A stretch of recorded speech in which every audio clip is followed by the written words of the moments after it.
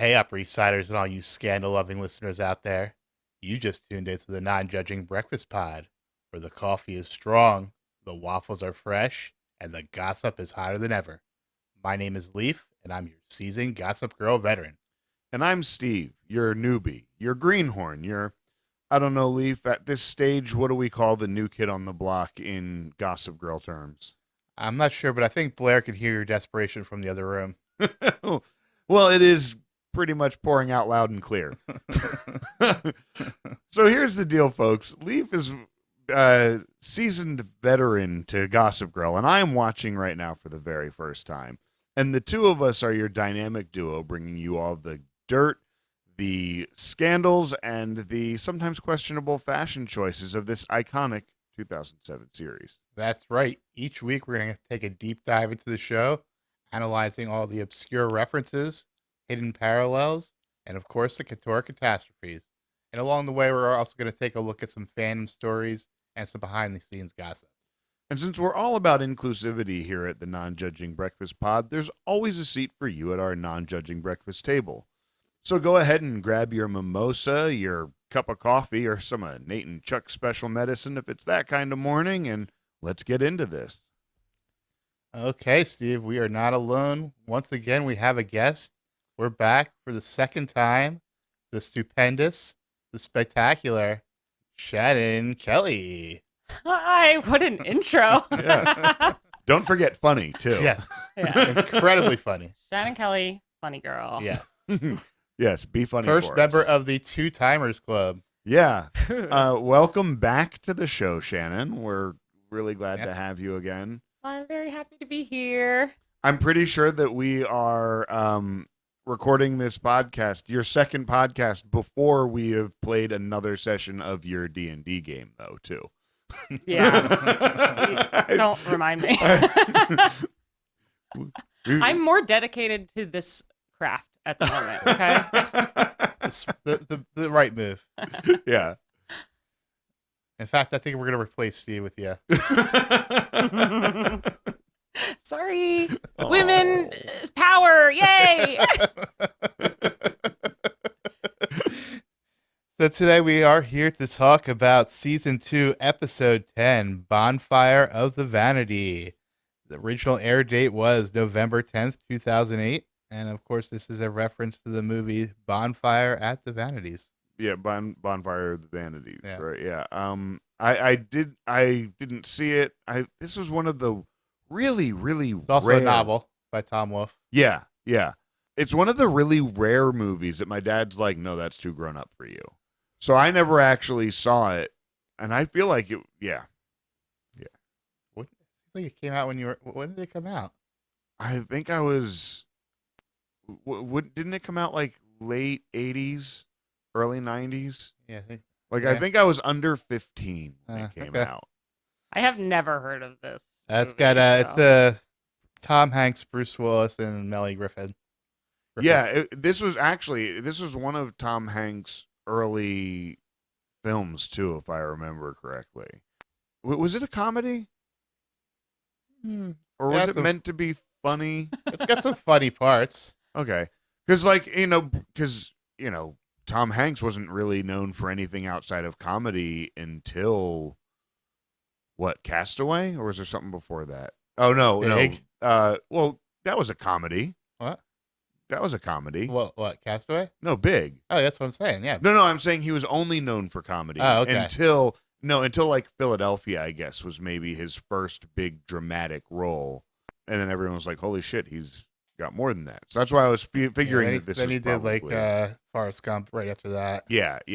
He became like the serious actor at that point, and was no longer locked into comedy. Mm. But was Bonfire Vanities as dramatic as this episode? I do not know. None of us have seen it. Have you seen it? Nah, No. Yeah. only parts. Yeah. I feel like I've probably seen clips. So this episode was written by Jessica Queller. She is back. She previously wrote Roman Holiday, Blair Waldorf's Muff Pie, and The Serena Also Rises. All good episodes. Yeah. Female power. Yeah. And all three episodes also very important episodes, really. Especially the Roman Holiday and Blair Waldorf Must Yeah. Die. Oh yeah, definitely. Like very pivotal episodes and very important. Yeah. So I mean, it adds up. And very very Blair heavy episodes too. Yeah. Yeah. Even the one with Serena in the title was Yeah. really a Blair episode. Yeah. Yeah. True. And then it was directed by David Von Anken. This is his first and only time on Gossip Girl, but he has been directing TV mostly from 2001 until present. Californication, bunch of procedurals. Yeah. Nothing really stands out too much. Yeah. And honestly, it's no big notes on the directing one way or another. It's just kind of generic. Yeah. Yeah. It felt like a very regular episode. You get some good performances out of people, but they were also the people that you always get good performances out of. Looking at you, Margaret Collins. Margot. Margaret. Yeah. Looking at you, Margaret Collins. So we got the Jacobs television without pity recap lit here. So Serena / Aaron's pretty much non-starter this week, since they just go around and around having the same fight as last week. Aaron is a giant whore and the same resolution as every week of the show ever. This is somehow Serena's fault. On the other hand, we got to hear the best song of all time, Sex on Fire by the Kings of Leon, twice, several months later than this usually on point show gives us new tunes. Not that I'm grateful for the chance to listen to it one more time, and more importantly, wasn't Cyndi Lauper on the soap opera hawking that same song on that one soap opera with the awesome gay dudes like 6 years ago? How of the moment, Gossip Girl. Anyway, lots of pretty pictures of Serena, no interesting dialogue, some manufactured sexiness, running through the Central Park in your underwear, lots of awesome music and crane shots. I take it back. That's exactly what dating Serena Vanderwoodson would look like. Jenny and Agnes wait a whole 17 seconds before turning on each other like coke-fueled rabid kittens. And while it's adorable, and we get to see both of them go completely effing nuts, together and separately, like 4 deliriously awesome times each, Jenny's constant attempts to go roguely adult don't really scratch Agnes's itch. She ends up setting all of Jenny's designs on fire. Jenny gets minorly suicidal, tries to go into business for herself, is brutally rebuffed, and spends the night crying like a lunatic in an alley before pulling it together and getting herself emancipated. I'm torn as to which of the other stories I adored more. I usually tell you in order, but this time I just don't know. Blair's interactions with Eleanor's boyfriend, Aaron's dad, are twisty delicious, but on the other hand, Dan Humphrey made me cry. You know what? That's embarrassing enough that we're going there. Dan is put by Noah Shapiro into the position of doing Bart Bass expose for Recapper beloved New York Magazine, and dutifully tries to get some dirt. When he happens onto bigger dirt than he was expecting, he has several moral meltdowns in a row before pulling possibly the greatest move in the history of the show, in an apology for digging up shit, including, for real, Bart's real estate-related manslaughter arson from the 80s. He gives up all his notes to Bart and includes the Charlie Trout short story. He's the only person on Earth with the means and opportunity to heal Chuck's relationship with his father, so he just fucking does it. Brooklyn, I heart you tonight. It feels weird. Blair is all excited about meeting Eleanor's new man because Cyrus Rose evokes images of Cary Grant, but what she gets is Wallace Shawn. This causes her to go berserk, so while she's busily shitting all over Serena's relationship as usual, she has to also break up Cyrus and Eleanor. She takes him to dinner to dig for dirt, falls kind of totally in love with his weird little ass, but then gets pushed by her bitch mother yet again into ignoring the angels of her better nature and she uses the story to break them up. All this takes place with the amazing ceiling camera setup that makes him look like an actual hobbit, craning his neck up to talk to everybody. Of course, Cyndi Lauper shows up on Blair's 18th birthday party to remind Blair how much she actually adores him. And then he locks it down by admitting that he manipulated Blair into giving up all her ammo on the first go. We call that forced perspective. This gaming by the dwarf is, of course, catnip for Blair, and she agrees to an uneasy truce that is translated from Blair's language, means they are BFF. Of course, her many quick changes of heart are rewarded the next morning when Eleanor announces he's moving in that very day. Happy birthday, Blair Bear. You get a weird little Sicilian dad and Aaron Bobby for a brother. XOXO. Next week, Nate and who cares what else? That was fun. Yeah. Inconceivable special guest this Yes. on this episode. Yes. That's going to come up a few times, probably. There's probably going to be a few references. No, that's Not enough. inconceivable. Not enough. I wanted to actually, because Wallace Shawn is on this, Did you just call me Sean? because Wallace Shawn Oh. is on this episode. It's not always about you, I'm a Shannon. narcissist. I'm so sorry. Self-proclaimed narcissist. He was just recently. There was an interview with Preston and Steve in the latest Philadelphia magazine. Preston and Steve, if you're listening from anywhere that's not in Philadelphia, are radio personalities, and they were talking. They were asked what their worst interviews were. Their first one was Wayne Brady. They said he was just a dick. But the other one that they said was Wallace Shawn. That they were expecting like this like classic comedy guy, like this really funny dude. And he just was a really flat interview apparently. So yeah, weird. But we would still like to invite Wallace Shawn to come on an episode and discuss your role on Gossip Girl. Yeah. I would love to prove Preston and Steve He is definitely wrong. one of the great recurring characters of Gossip Girl. Yeah, and I mean, who doesn't fucking love Wallace Shawn? Not enough. No. Not enough. We move into Act 1.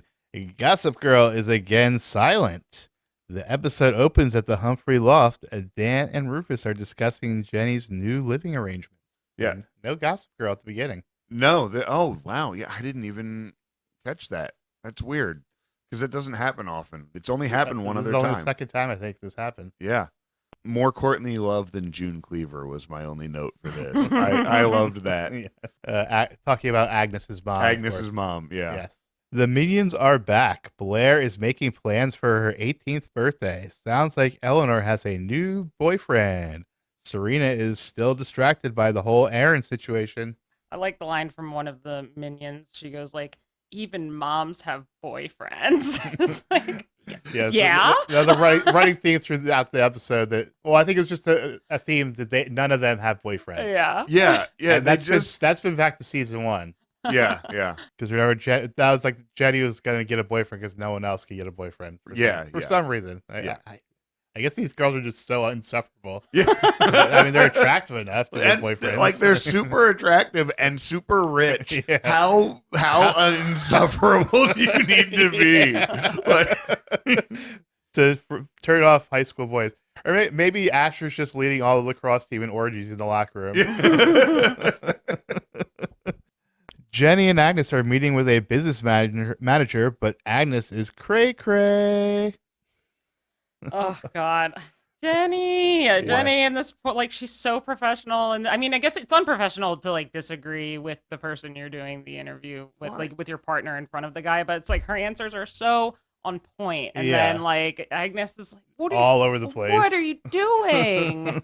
Yeah, and like, why didn't you rehearse your pitch? And like, this isn't your first pitch. So why haven't you worked this shit out in between all of these other pitches? Like, why are we watching this meltdown at this point? You know, I have a feeling they did, and then just Agnes is going off book, like, immediately. And I think that's kind of my point. And like my other note here is just how dumb is Agnes? Because like you are blowing this thing up. Like how fucking idiotic is it to just be here and like blowing up on this person, on your partner in front of the person you're trying to get to fund you?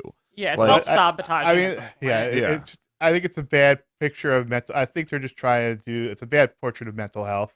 I think they're just trying to show. Oh, this girl's clearly unstable. I think you're very right. I just think that the execution. Yeah. I think that the execution of Agnes in this episode, and like we kind of saw that she was like maybe a little bit of the bad girl, whatever, but like the total no longer like a good partner anymore in this was an abrupt turn. I thought. Yeah, I agree. I feel like she like sold Jenny a dream in the like episodes prior, and then it was like she was going to be this like promising partner, and then she does do a complete 180 in the scene. Yeah. It's interesting that you guys are saying like mental illness, because that I didn't register that while I was watching it. I really liked her justification actually after the interview when they're kind of like going at it with one another, and she says, "We're artists, we're passionate." Like I thought that was like a smart writing justification anyway. Yeah. Like I feel like they could have done something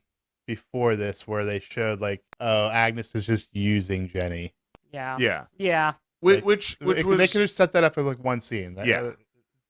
But if she's gonna like use her to her own advantage and not self-sabotage, like Agnes shouldn't go to the interviews. But I think they're trying to show someone who is mentally unstable, but just doing a very poor job of it. Yeah, I kind of had that same sort of like she's they a crazy want woman. her to be. Oh my god, they want her to be explosive and I just thought that this was a bad scene to do it in.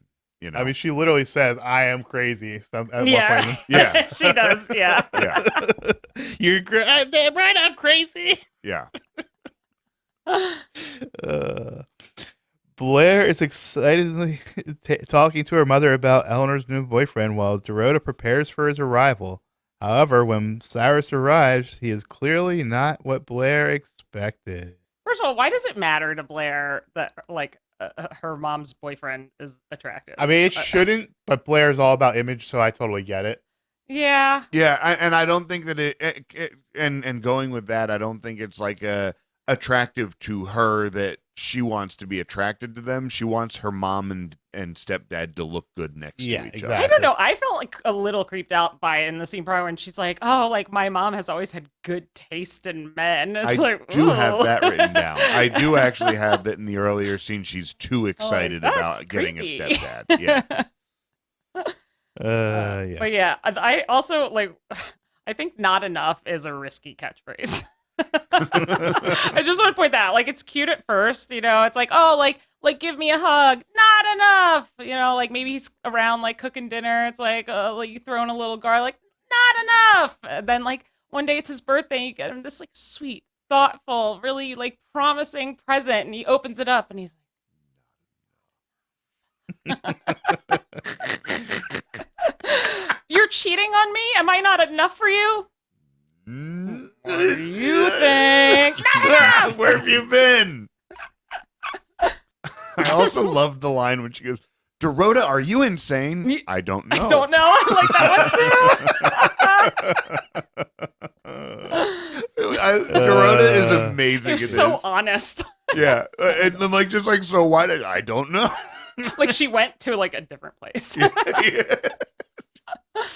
Chuck is trying to bond with his father, but Bart completely blows him off. Poor Chuck. Such a cold line, like a nice thought but misguided, as usual. Just being a dick to be a dick. Yeah. Yeah. Just like, how can I crush my son today? How can we make the audience feel sorry for Chuck more? Yeah. Yeah, it's ridiculously and the fact that he immediately wants to go with Dan too. Yeah. There's nothing like a teen girl loves more than like a guy with daddy. Verified. Yeah, teen girls. Love you, Robin. Dan is meeting with Shapiro to get his letter of recommendation. However, that letter also comes with a job offer that involves investigating Bart Bass. Apparently, writing a short fiction qualifies one to become an undercover investigative reporter. I mean, yeah, I wrote a couple short stories, so I'm an undercover reporter now. Yeah, For the New Yorker. For the New Yorker. What? Who in their right fucking mind goes to a teenager and is like, "Hey, you used to date. You're his stepdaughter's ex-boyfriend. Can you dig up some dirt for us?" You're friends with his son. The way he says it, he does say it like a writer. That he's like, "You dated the stepdaughter, the son." It's so weirdly worded. We get a needle drop as Sex on Fire by the Kings of Leon plays as Serena is standing in Times Square and sees herself on one of the big screens. Aaron shows up and asks Serena to pose for him. Then they make out in front of everyone in Times Square to see right up on the big screen. So creepy. Yeah. I literally wrote barf.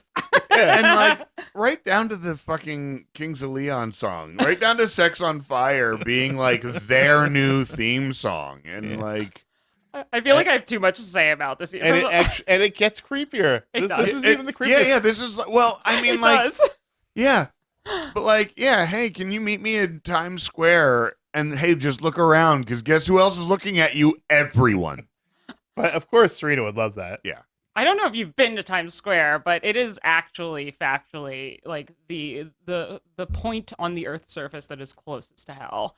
And it like there's no way this scene completely broke any suspension of disbelief that I have, because Times Square, there's no way, first of all, that you can afford to put a live stream of an image of your girlfriend like on one of those televisions. And then there's no way the crowd would just like walk by like, no big deal. Like everybody would be photobombing that. When I saw him have her up there, I'm under the impression that part of Aaron's like art is like computer savvy and shit like that it was somehow a hack thing. That was my impression. That I thought about that, but then also he is super rich.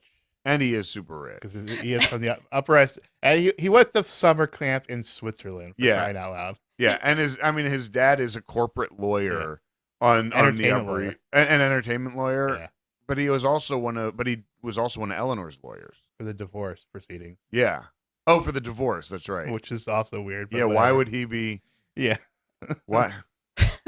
Well, this just led to more questions. Aaron did have two lines in the scene as well that like also made me throw up in my mouth, which was the first one was like, "I have shown you the most beautiful places I know, and now I'm showing them you," which is awful. And then after like she's like, "Oh my God, we're on the screen. How'd you do it?" He's like, "This is nothing. I want you to pose for me." But apparently, Gossip Girl Lexica spotted S&A brings sexy back to Times Square. Move over, Disney. 42nd Street is steaming up. I don't get it. Yeah. Why Disney? Why move over Disney? I don't get it. I think the Disney offices are used to be in Times Square. Well, around that time, Times Square was like right before that. Times Square was like a porn hub. Like you could it was all like sex shops and porn shops. And then New York had this big effort to clean it up. And so in order to clean it up, Disney basically bought out Times Square and like there's all kinds of Disney shit there now. I actually get it now. That okay, makes so sense. like S&A are clever. it is kind of clever Yeah. now because they're bringing the porn back. Okay. Yeah. Yeah. And we move into Act 2. At school, Blair and Serena have a conversation about Cyrus, who is a hugger, and it has a catchphrase. Serena is still on cloud 9 because of her date with Aaron. Okay, I was telling Steve on the way down here, like I researched something for this because like I knew a little bit about it, but then I went down a rabbit hole. But like Blair says to her something about like, oh, like you don't want to be his muse, or she says like, oh, I can be his muse, and like I can be his lover and muse to famous artists like Picasso. There's lots of women who have done it. Picasso like beat the shit out of all of his like girlfriends and wives. Like he was like a terrible human being. It's like Serena, bad example. So I actually, Someone doesn't understand art. I actually wrote down one of Blair's quotes for the scene. Serena, a guy starts out in his blue period and everything is great, but it's only a matter of time before he's into cubism and it's another girl's eye coming out of her forehead. Yeah, Yep. I love it. Yeah, truly. That was great. She also refers to Cyrus as a gnome in this scene. Yes. Well, he's his first villain. That's why he's got the charisma boost.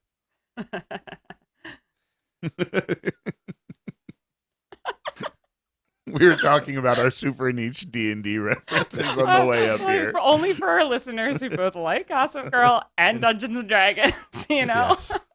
They're peppered throughout. We're trying to expand our base. Yeah. Dan gets an interview with Bart by flattering Bart and putting his own dad down. Not only that, but Dan gets to shadow Bart for 2 days a week. Dan is like a super master manipulator here. Yeah.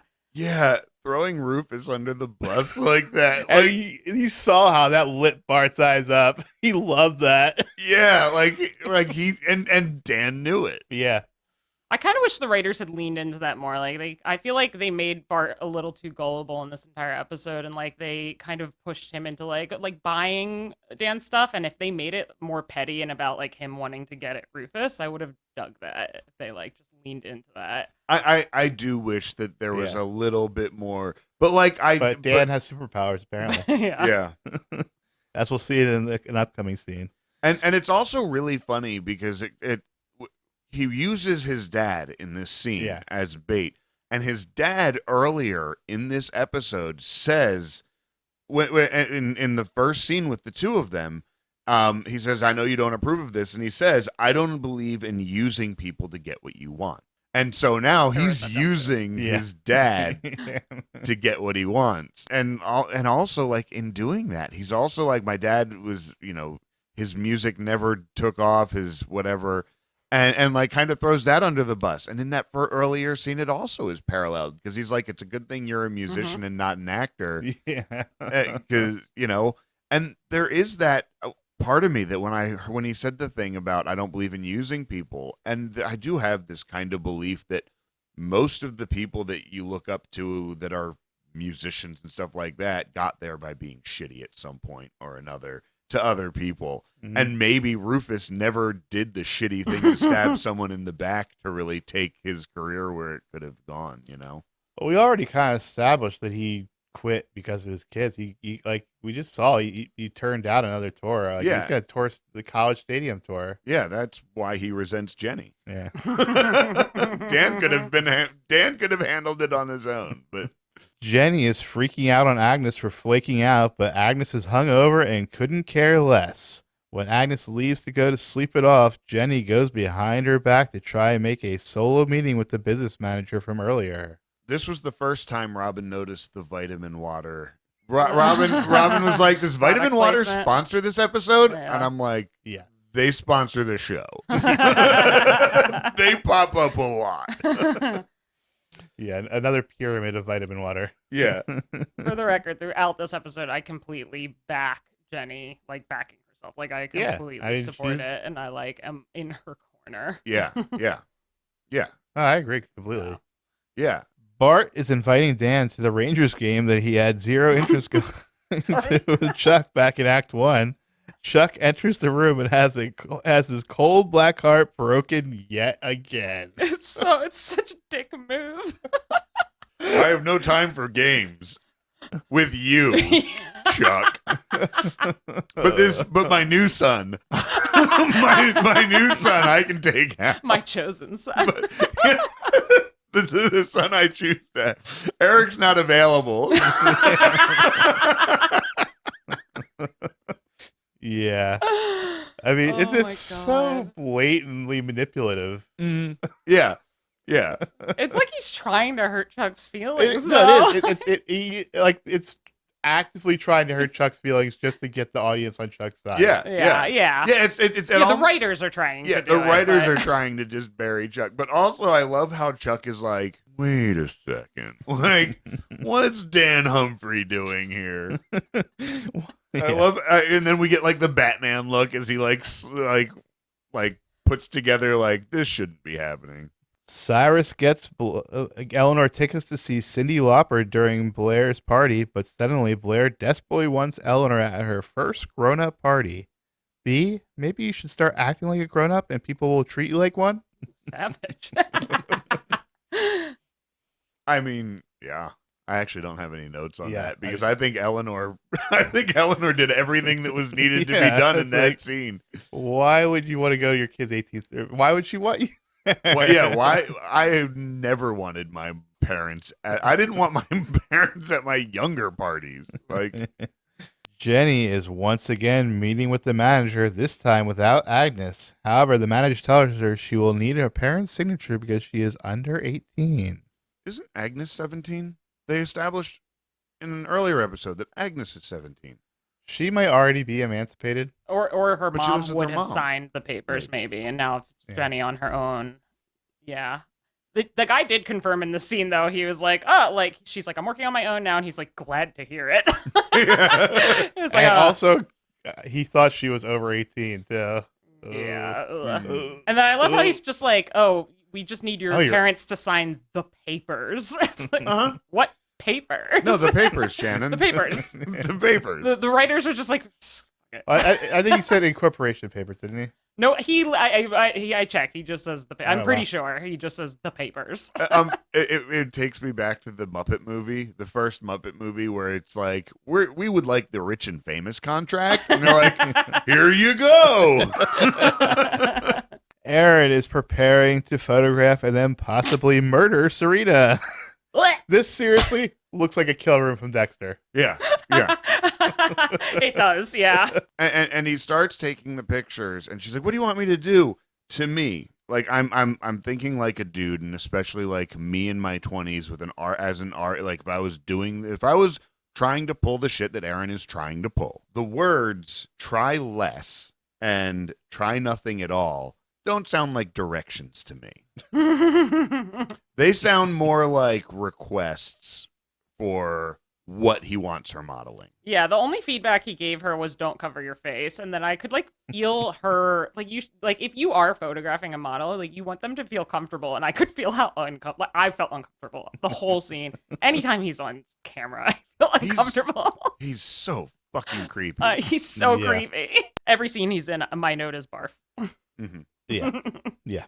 Dan isn't the only one doing some investigating. We see Chuck has trailed Dan to the New York Magazine, where it just so happens there's an intern that Chuck presumably slept with. Mm-hmm.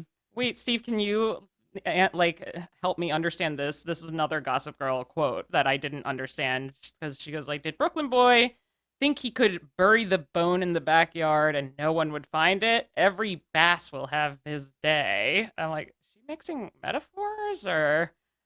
Yes. Yeah. Well, Okay. the first one is obviously, he can bury, the dog, buries the bone. That's the old cartoons. I just didn't know if every bass will have his day is like connected to. No, I don't think that. so. Yeah, I think that they just didn't know how to finish that thought. Okay. Yeah, pretty much. And I have my note is that you can't out Chuck. Serena arrives at the apartment the next day and enters his creepy shrine to her. Things appear to be progressing to sexy times when Aaron's next model shows up and puts Serena in the metaphorical cold shower. He's such a fucking creep. And he's an even bigger creep for not having a conversation about his polyamory ahead of time. And like, I know we haven't gotten there yet, but like when someone else shows up and after you've been like doing all this creepy shit, and then it's like, Yeah, she was like a little bit cringe and saying like, I thought modeling was our thing, like right in front of the girl. yeah, It's like cool. yeah. But that's the whole reason why Serena likes them, though, is because she can be the muse. Yeah, I did kind of like, I had a little like, I identified with Serena in the scene because she does the thing of like she's feeling insecure about something, so she just says it out loud. She's like, oh my god, I should be cool and mysterious and stop talking. And it's like, kiss, yay. Dan gets a mysterious email to meet someone who claims to have info on Bart. He's on the job one day and people are sending him Yeah. sending tips to him. It's like, yeah, okay, how did this guy find Dan? Yeah. And how is that not suspicious to you, Dan? Which is my note for when they actually like meet up. Is like, why, like, whoa, someone's just reaching out to me, even though absolutely no one on fucking earth knows I'm doing this. Yeah. Blair is complaining to Eleanor about Cyrus at breakfast, but Eleanor is glowing with quote unquote love, is hearing none of it. When Eleanor leaves to get ready for her date, Blair tells Dorota that it's time for a scheme. She's done with her Grace Kelly. Yep. Yeah, I am Grace Kelly. Grace Kelly is me. And then, yeah, done with it. She didn't mention this in this scene, but a thing with Blair is her Grace Kelly and her Grace Jones. I heard her dark side is her Grace Jones. Dan is meeting with the tipster, who is surprised at Dan's age. The man claims Bart committed arson and insurance fraud in order to build his empire. Yeah, this was a stupid and unbelievable scene, in addition to the Times Square one. Yeah, and like, where it's unbelievable is that Dan fucking believed it. like you know, this guy is like, and we'll get to this too, that the information is accurate.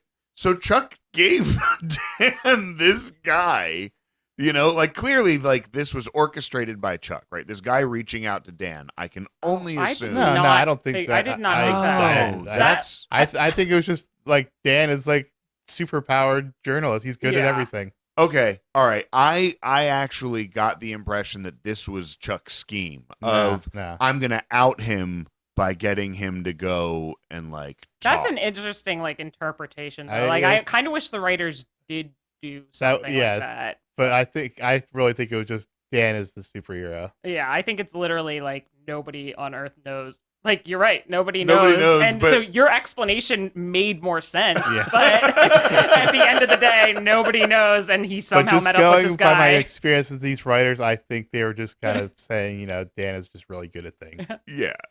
I mean, I knew what you're working on, but not that you're 18. but now that we've had this discussion, it makes me just lose even more respect.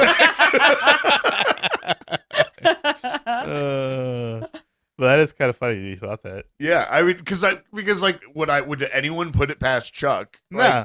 Like Chuck, it's not like Chuck to go after his dad if he thinks he can clearly patch it up, you know, and that's why I went there. Like, I love that your brain came up with an explanation that like the writers were too lazy to So Dan is telling Rufus about the story, who advises Dan to be cautious with releasing the info, as Serena and Lily could get hit in the crossfire. Their conversation is interrupted when Rufus gets a call from Allison regarding Jenny. My note for Rufus this entire episode, wrong and strong. So yeah, this is kind of interesting. I was thinking about this today, or last night when I watched the episode. The show is kind of retconning reality. They're saying the moral thing is to bury this, you know, huge crime that happened. Yeah. Oh, yeah. The moral thing is to hide this huge crime. Yeah. So they are retconning reality right now. Okay, I was trying to understand my note for a second. Now I'm remembering the scene. That this is where Dan and Rufus are talking. Rufus is like, "You're gonna ruin that whole family." Yeah. And it's like, at this point, it's just arson and insurance fraud. Right. But we're gonna find out that it's also manslaughter. Yeah. and I'm saying, like, if Bart's an arsonist, right? Like, why is Rufus just protecting like, oh well, him? yeah. I guess you could make the argument that, but this is then my brain correcting for the writer's mistake. It's like maybe it's because he like still loves Lily and he's trying to protect her, but it's like he comes across as just like, Dan, no, this is not the moral thing to do. Like, think about their family. And it's like, if the family comes under fire, it's Bart's fault, not your son's. Yeah, and also, I mean, it'd be tough for a little while for Lily, but she would get through it. She's not involved in this at all. And how tough would it be for Lily? Lily is not. She would be in the press for a few months. Yeah, but she wouldn't be. But financially, she wouldn't. Well, yeah, that's what I'm saying. She would get through it, but it would be a tumultuous few months while she's in the press and whatnot. Yeah, which she would hate. Which here's another the writers probably didn't think of it. Theory on it though is with that he loves her because like Rufus is really telling his kids, don't use people to get what you want. Don't use people to get what you want. So he can't really say, oh, but publish that story. Because then that's going to give him what he wants, a single lily. So maybe there's like a little bit of I can't now tell my kid to go do the thing that's going to give me what I want after telling him that that's bad. But also, I don't think that that's what it is. Yeah, my brain, like, it just keeps snowballing because now my brain is like, well, maybe his like head fell off after like they got married, and now he just like has no sense of right and wrong. He's just taking it out on his kids. Like, he's just like angry all the time. Yeah, I mean, well, and we discuss often about how he parents his children differently. Yeah, like, in season 2. Yeah. And how Dan is, and like here he does give Dan the tough love when Dan's doing things that he doesn't. Oh, you mean of. he parents Jenny and Dan? Yeah, that he sure, yeah, and then Jenny, it's like, you know, I'm gonna shit on your dreams every step of the way. Mm-hmm. Yeah. So also with this scene, going back to our conversation from last week, Steve, where we were disagreeing on whether Dan ratted out Jenny. Right. It's Dan and Jenny are clearly still close because she's still calling and talking to Dan. Yeah.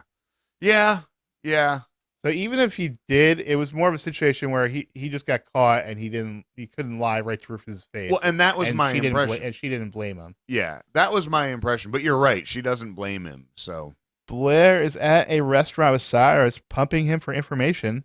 Cyrus reveals a story about falling in love with another woman while overseas in the military. Even though the woman died, he still divorced his wife when he returned home. Yeah, he sure did. Now, he met this other person in Vietnam, which ended in 1975. Uh-oh, we're going to do math.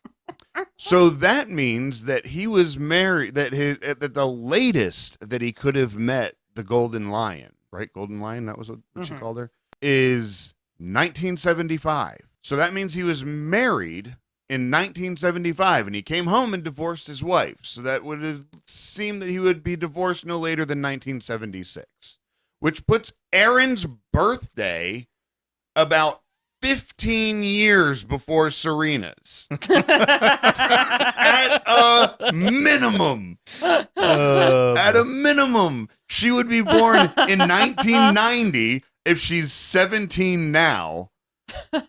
Maybe he's just like on his like 10th college degree.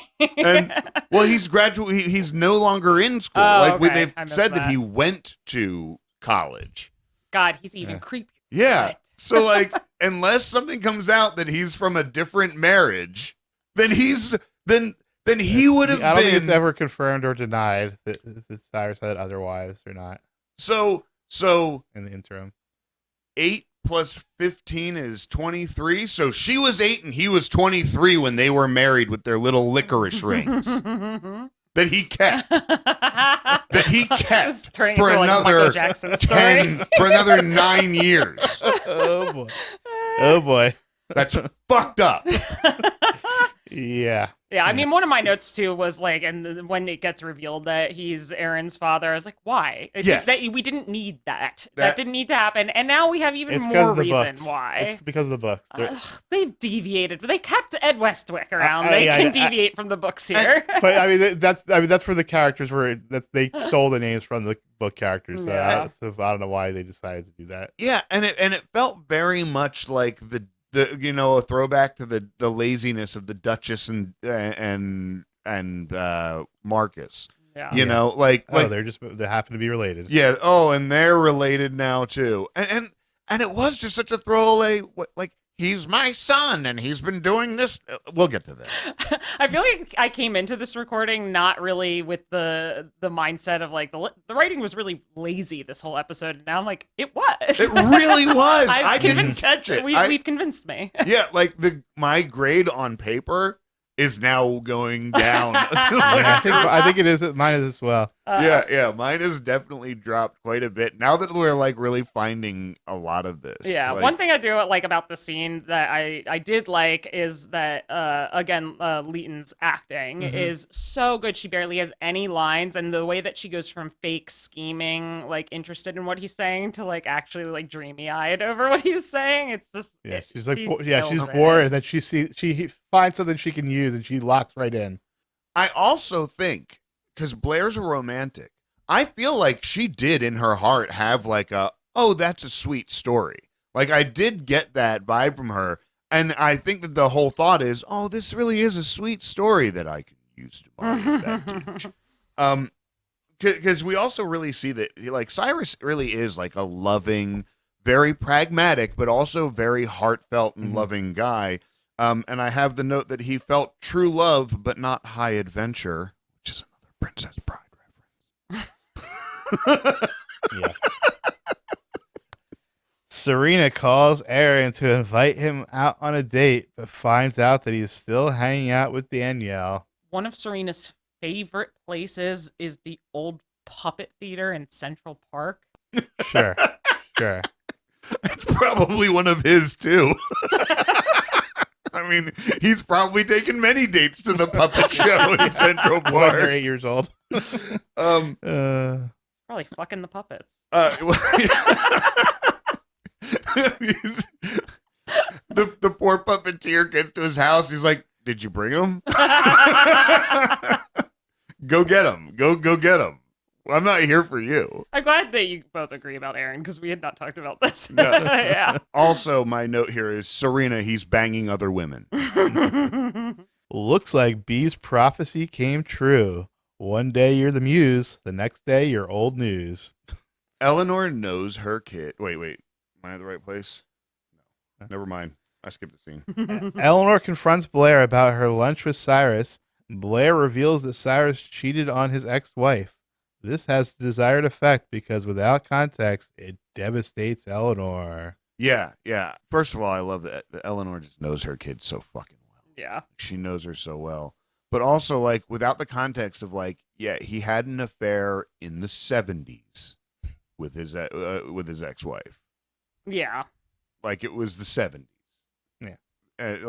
Well, I don't think the time would have affected that. I think it was more of the fact that he never loved the first wife. well, that too. Yeah, And it was really kind of is like a marriage of convenience when he was about to ship off to war. Yeah. There is but yeah, I think that there's a bunch of things here that are like that make the context very important. But I don't think the 30 years would have mattered to Eleanor at all. No, I could see that. I think I get you there. The business manager's assistant makes the blunder of the episode when she calls Agnes's phone trying to reach Jenny. Agnes, learning of Jenny's betrayal, goes ballistic. This fucking assistant. Yeah. Is this where the dress is burned? No, Not yet. this is just Yeah, so this is where she finds out. Yeah, Oh, she okay, finds out. yeah. The assistant tries to call Jenny, but I must have mixed up your phone numbers. Gotcha. Yeah. Oh God. Well, and No, Jenny, I think, called from Yeah. Agnes's phone. Or, No, she says I must have mixed up your phone numbers. Oh. she does say that, but I think that we're supposed to believe that it's because she did steal the number. She goes into Agnes's phone. She did use Agnes's phone Look to at us make the writing appointment. for the show Awesome. again. So Yeah, I don't know. And then we move into Act 3. At Blair's party, the minions are desperate for Dick. Serena is depressed about Aaron. Blair forces her way to comfort Serena. I love when the one minion is like, oh, like about Aaron and Serena. Oh, like, oh, he totally loves you. And Blair just side eye. Side eye. I did a quick double take because for a second I thought the waiter was Tom Felton. Oh no, Do you know who that is? not. I no. don't. Draco Malfoy. Oh, Oh, now I have to watch it back. was it not him or do we No, it's just some goofy looking blonde kid. contest winner? Probably. Yes. Jenny arrives back at Agnes's place to find Agnes carrying Jenny's dresses outside. She proceeds to throw them into the metal trash can, douse them with lighter fluid before setting them ablaze. Jenny is forced to watch in horror as her dreams literally go up in smoke. Not only that, but Jenny is running out of places to stay. Yeah, okay, so here we have the dress burning. I want to teach Jenny 2 fighting moves. One is a good but the other one is just Oh, Or just slap it out of her hand. yeah, or just slap that shit out of her hand. Jenny Yeah. should have fucked her up. Jenny should have Yeah, thrown some fucking punches at that point. Yeah, I felt like her as an actress, like you could feel it. Like I think everybody watching that feels that way. It's like, oh, come on, like do something, like push her, like you would actually like fight this girl. But it's like I think she played off what she was probably like told to do in terms of crying. Yeah. So like I was willing to kind of like set that aside for now, because to me this is like, ignoring the fact that she didn't try to like push Agnes away, this is the most traumatic scene in the entire show for me personally. Like, it is I really love Jenny's season 2 arc, and I feel like I love this idea of somebody being undeniable at something. It's it's like you're not just you don't just have a hobby, you have a craft, like you're an artist. And the idea of like a young person being undeniable at something and then wanting, like, having like a life calling that's beckoning them, and just off having of it the there scripted and having path. it right there and just literally going up in flames. And like I would cry if somebody deleted my save of Baldur's Gate 3. Like I can't imagine my life's work going up in flames. Like my other note on this scene was the bad pyro. Was that she sprays the stuff on, drops the match in, and then there's like a tiny little flame, and there's like a and it all goes up. Like, come on, hit the fucking button. I think Agnes in the scene actually does make good points in terms of like how she is valuable to their partnership and like the connections that she's gotten her, the gorilla like fashion show, like all that stuff. But it's like, it is still Jenny's designs. Like she is the designer. You are like, it's her work. It should have her name on it. Those dresses do not belong to you, Agnes. But I do, in terms of like, if I were to compare Georgina Sparks, she should probably get 50% of the money though. That's like fine, but like it still should be under Jenny's control. But she should be. Jenny should definitely be guiding it. Yeah, and I just I would actually say 49%. I do like comparing like Agnes to Georgina Sparks, because I think Agnes is a much better crazy, even though it's like it's still like, okay, we have a crazy girl, but I do just love Jenny being like, are you insane? And like you said earlier, her just being like, yes, yes, I'm insane. Will Holland. Back at the party, Serena meets Cyrus, who turns out to be Aaron's dad. Cyrus comes to Serena to give Cyrus convinces Serena to give Aaron yet another chance. WTF, Serena. First of all, why do they need to be related? We kind of talked about that. Yeah. Why? But the other thought that I had was where she's like, you know what? I'm gonna go to him right now. I have that written down too. But like, you're his dad. Does his dad not know that he bangs like half of the like bangs all these models? Because like that's really bad wingmanship if you do know to be like, yeah, go on, visit him. I'm sure there's no one there right now. Like, yeah, my note was more so like, why does Serena, every time Serena learns something about Aaron, she just drops whatever she's doing? Like, I'm so sorry, I have to go. Like, stop, you had plans. Honestly though, now that you mention that, Serena does that all the time throughout this entire show. Has just, whenever she gets that one text, it's just like, you know what? I'm good here. I'm going to the, like, she does that all the time. Because she actually does it like, it's definitely a meme. Yeah. Is it really? Yeah, I gotta go. I wish I was that like confident and like, bye. Yeah. So on this rewatch, I caught something. Now, this is somewhat spoiler, but Wallace Shawn's character is recurring throughout the series, and for pretty much a fandom, like him and Dorota are like kind of like the two kind of flawless characters in fandom. But watching this here, he totally gaslights Serena in this scene. You think? Like, yeah, because like he's like, oh, she's like totally like right, that feeling that he's Aaron's totally sleeping with other people, and like, oh, he must really like you, and blah blah blah. And yeah, I guess like the way I think of their whole thing is like, I don't feel like Aaron and Serena haven't committed to each other, and like if I was at that age in high school, I would be just as upset as her, and I would feel like gross about the whole thing. But as an adult, it's like you do kind of like, some people do date like multiple people at the same time, and you're getting to know multiple people and figuring out who's right for you. So it's like, it's the writers like threw this weird adult concept on this like teenage character, but he might actually genuinely like Serena, and maybe Cyrus has picked up on that. Is I agree with that, but I feel like he's trying to tell her what to feel. Yeah. I think that He's he totally really, wingmanning for his son. He is wingmanning for his son. and like on the one hand, I don't think that the concept of wingmanning for your kid is necessarily in and of itself bad. Like I talk my kid up to his girlfriend, that. I don't think that is a bad thing. I think that if you know your kid is polyamorous and you're sending somebody who doesn't know and you're saying, no, but he really likes you, without also giving her like, oh yeah, he might also date other people, but he really likes you. Yeah. Like there is an element of you either don't know your kid or you're holding something back from Serena. And I would almost like to think he just doesn't know his kids, But we see he's a smart guy. Picks up on a lot of stuff. Yeah, he is. Yeah, I just wouldn't go so far as to call it gaslighting. I just would assume it's like almost like maybe he wanted to give her some reassurance, like maybe he does know like my kid does like you more than these other girls. But yeah, you're right. He doesn't address the fact that like, hey, like you guys got to talk it out. I know he's seeing other girls, but like he does feel this way about you. He doesn't frame it in that way. Yeah. That like I wouldn't call it that gaslighting, but I would call it like, okay, like you're like brushing a little stuff under the carpet. Yeah. You either don't know stuff or you're ignoring stuff.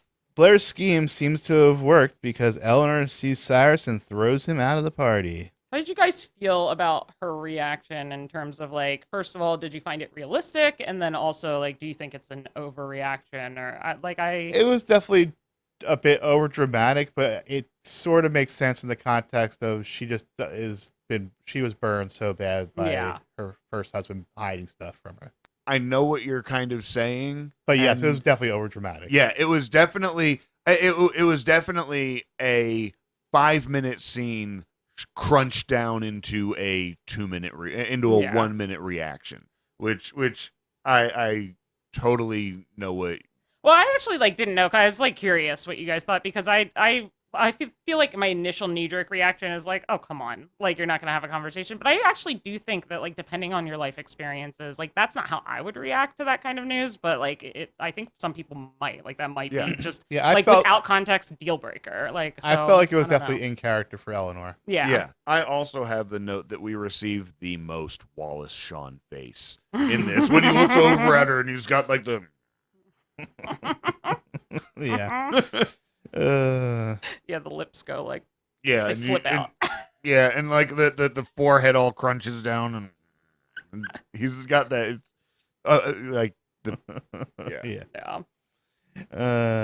Blair is shocked when Cyndi Lauper shows up to the party at the bequest of her pal Cyrus. Dorota is also a fan, but Blair grows conscious and goes after Cyrus. I love Blair and Dorota. Yeah. She's all starstruck. Yeah. Mrs. Lauper. Miss Lauper. She's so great. Dan is meeting Bart with puppy dog eyes, confronts Bart about the fire. Even Bart is hopeless to resist those big, earnest brown peepers. He not only admits to starting the fire, but that someone died in said fire. Chuck bursts in to cut his dad off, but too late. The cat is already out of the bag. Bart offers a bribe, which Dan walks away from. So again, this is where at this point I thought Chuck set this thing up. I thought that Chuck was like, "Yo, I'm gonna catch Dan fucking." That does make sense. Dirt. There's an opportunity there where the writers could have done something like that. So then when he sees him and he's like, "Dad, don't say another word." It's like I was like, "Yo, did you set up your dad?" And then then realize that it was much fucking worse. Because, Chuck does that. Chuck sets up these schemes and they blow up in his face, especially in season 1. So the main reason why I don't think that story is the way they were going is because in the scene with Dan and Rufus, when they're talking about it, Dan mentions he checked the story out and the facts check out. Yeah, he does. He does say that he did the fact check on it. You're right. Yeah. Yeah. Clearly it did happen. Yeah. I think even though I find this scene also quite unbelievable that Bart would just let that information go without any again, he just amount of that prompting, man's death on my conscience. He just couldn't resist Dan's eyes. Couldn't resist him. They're so dreamy. I will say though, when Dan, when Dan says to him and he's like, "What's it going to cost to make this go away?" And Dan's like, "I don't want your money." I was like, I've never liked Dan more. And in this moment, because I don't know, the idea of information being more powerful than money. Yeah. Like, but I mean, like, I love that. Like, I'm with you. Like, I totally get it. Like, there was a show that I was watching. The show The Blacklist, when it first came out, it's the James Spader show, and the first season of it was fucking awesome, and at least I loved it. And it was just, this guy didn't need money for anything because he just had so much fucking information on so many people that was his whole currency, and it was fucking hot. It's funny you mentioned James Spader because I've seen him mentioned several times in like multiple threads on Buffy forums over the past like week or two. Because like young fans are like just don't get the reference from the pilot episode of James Spader being like a hot guy. That's so funny because he is. Yeah. Oh my god. Because now he's he's an old guy. Yeah. Now but he's like back then, for a minute he was like the sexy Hollywood stud. Sex lies and videotapes and yeah. But yeah, there's that line of like in the pilot of Buffy. Yeah, where she talks about James Spader being a hottie. And Chuck confronts Dan in the elevator and threatens to destroy Dan if he reveals the info on Bart. Dan claims that this is bigger than him and Chuck, so Chuck resorts to begging. Yeah, your dad's a murderer. And like so like, yeah, your family, your family might be kind of fucked, but what about the dude's family that your dad fucking killed? Like, he doesn't have a name. Seriously, like I was saying earlier, the show is rewriting reality. They're retconning reality. The morals thing here is not to give up Bart here. It's to cover this up and protect the wealthy elite. Yeah, protect. That's the moral thing to do, Steve. Protect Bart and Lily's relationship. Yeah, and we have the moral thing to the do. pillar of morality. Rufus Rufus is the pillar of morality. Like, he is telling Dad, you cannot reveal this. Yeah, you cannot turn in this murderer. You have to withhold this information, which now makes you complicit. Like, Dan is now a felon for not turning him in. Good job. Good parenting, Rufus. Yes. Fucking dickhead.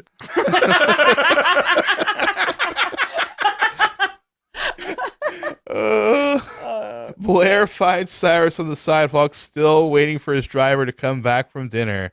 But Cyrus reveals that he planned everything and proved that he can out-scheme Blair and does it without being vindictive about it. Cyrus receives some high praise from Blair before they return to the party together. I love your description there of like he like can out-scheme her without being vindictive, because like my note for the scene was I love that Cyrus wins Blair's approval by playing her game his way. Yeah. I think it's so adorable. Yeah. And again, he plays it without being mean like Blair is. Yeah. He does it in a nice way. He gets her favorite recording artist to come to her birthday party. Yeah. It was good. Yeah. It really made me, with the exception of like his blind spot for his child, which I get, but that was really endearing. Yeah. Like, he's a schemer, but he does it in like this fun, nice way. Yeah, them trailing off at the end too and being like, "You're not what I had in mind." He's like, "Well, you're not what I had in mind." It's like, oh. Yeah. Anybody want a peanut?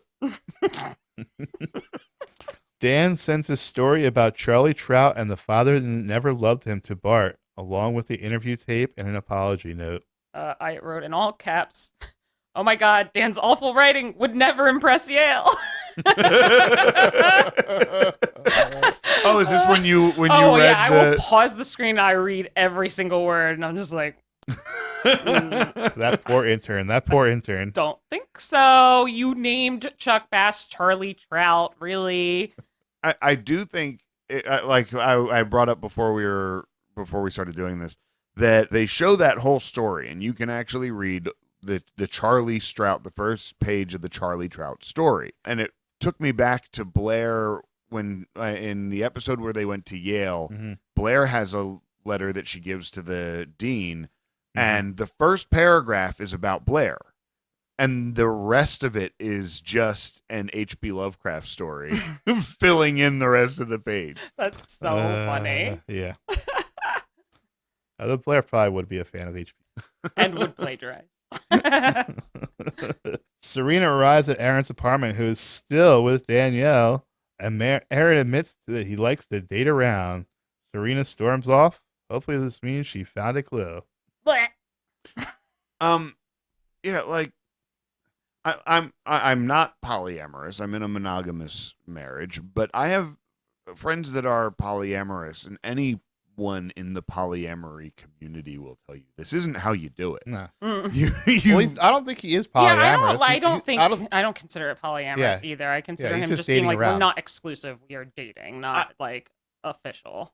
the reason I keep coming back to the term polyamory for him is because his exact words were along the lines of, I like to date more than one person at a time. He doesn't just say, I like to date around. He said, I don't know how they do it in high school. Yes, so but I like to date I like to date more than one person I mean, at a time. far be it from me to consider myself an expert on polyamory, but I believe it really refers to actually like a committed relationship with multiple Yeah. And that's fair. And that might, but isn't he also trying to have maybe not a committed relationship, but a relationship, right? And like, I mean, I don't know. I can like see your point for sure. I just don't know if like I think it's implied that like eventually they would become monogamous. I do think like he would probably like polyamory, like his character. I think that suits his character, but I get the sense that he's just like, I'm not committing to one person I'm until sampling. I know. I'm sampling around till I find what I like. Which is fine Yeah, if it's she fine. like, As but long if as she's he's not open cool about with it, like Yeah. then they should just like end it. Yeah, there and they then. should really just end Yeah. it. Yeah. Well, and Please, end it. I think and again, no matter no matter the term for what is going on, it all starts with that very first time being like, look, I'm dating more than one person, and if you're interested, then I'll date you too. Because that is the whole, they do mention, even later in the episode, they do say the words open relationship.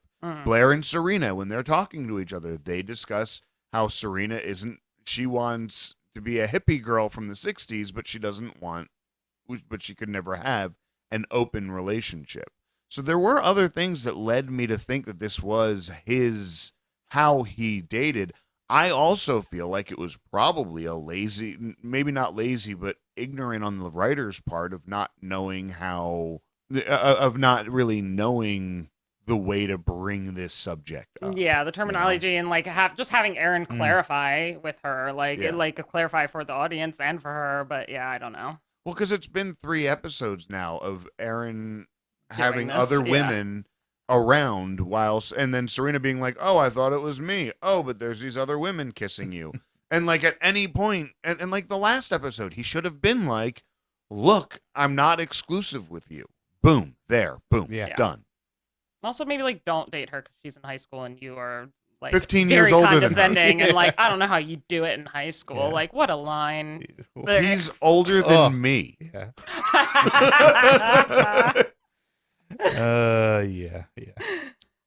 Pretty gross.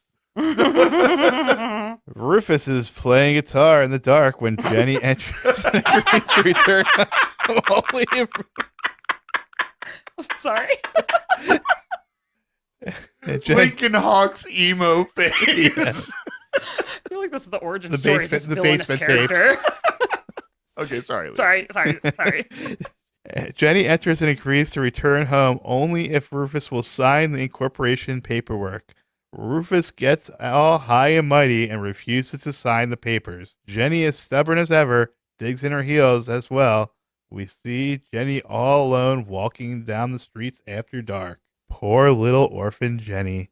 Looks like she needs a daddy warbuck, but daddy warbucks don't grow on trees. At least trees that grow in Brooklyn. Another bad one. Yeah. Another really bad one. GG. God, Rufus is such an idiot. I Wrong, mean, wrong and strong.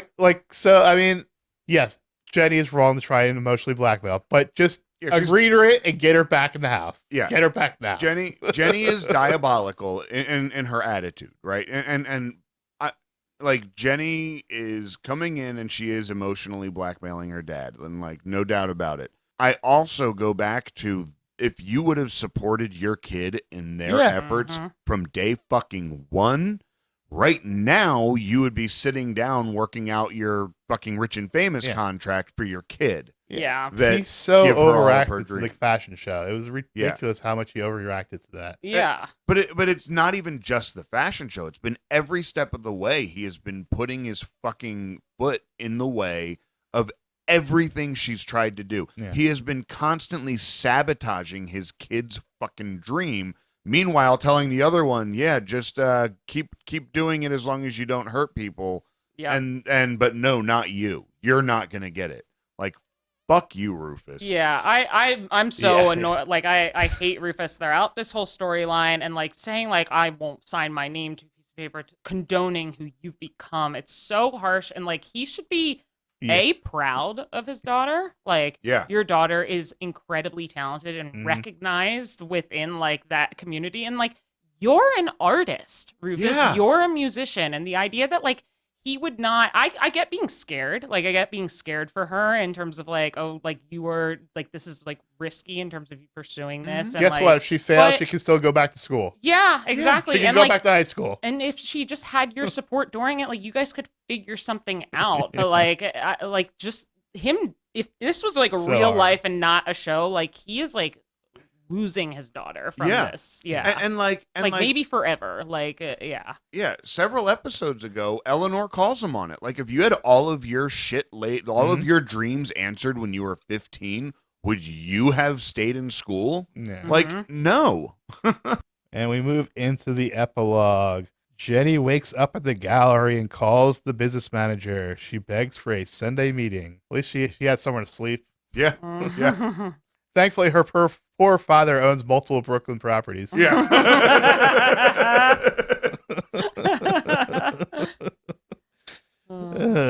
Chuck in his room when Bart knocks at the door. Because of Dan's story, Bart apologizes for being cold to Chuck all these years. We see that Chuck has a picture of his mother on the nightstand. Bart invites Chuck to the hockey game. I like to see it. Actually. I loved it. I got a little emotional. Yeah. I'm not gonna lie. I got teary. I got a little Bart bass in my eye watching that. Like, it was. I don't want Bart to be a cartoon evil villain. I want him to be a cold businessman. Yeah, but he should have some heart. Yeah. And I mean, like when they were talking, when he said the line, "Every time I look at you," I turned around and I go, "I see her." Because but also it's so heart wrenching because it just thinking about that, like losing someone that you love like that, and then every time you see your kid, like you're reminded of them, like that's gotta be really tough for him, and it really makes a really sympathetic side to Bart here, the murderer. Yeah, I think also much like Blair's scene with Cyrus, where she doesn't have a lot of dialogue, but like her acting like really comes through, and she has like a lot of facial expressions, and just like she conveys emotion really well, and like this change in emotion that like gradually like shifts from one to the other. I think Ed Westwick also does a really nice job in this scene, like starting out kind of like like defensive, and then like kind of slowly becoming like surprised and like and warming. Yeah. Dan tells Rufus that he killed the Bart story. We also found out that even though Rufus and Jenny are fighting, Jenny still calls Dan to talk to him. In my opinion, this is further evidence that Dan didn't rat out Jenny last week. We talked about earlier. Yeah. Jenny is once again meeting with the manager, who tells her that only the other option is to become an emancipated minor. Back to the one with Dan though, where where Rufus is like, you saved that family. Yeah. Just to really put a period on that sentence of like Rufus just condoning murder to save a family. And that family, as if it's not like they're friends. Yeah. And then of course like Dan is the one to then suggest to Rufus like save our family. Yeah. Like call Jenny, like let her take the win, Yeah. even if you don't agree with her. And it's like Exactly. Yeah. And Dan is absolutely right. Yeah. It's he is. kind of a relief. Last time I came on, like I was very Dan bashing. So like even though Dan is unrealistically superhero in this episode, it's like kind of nice to be on his side for an episode and like be able to be. I don't always hate Dan.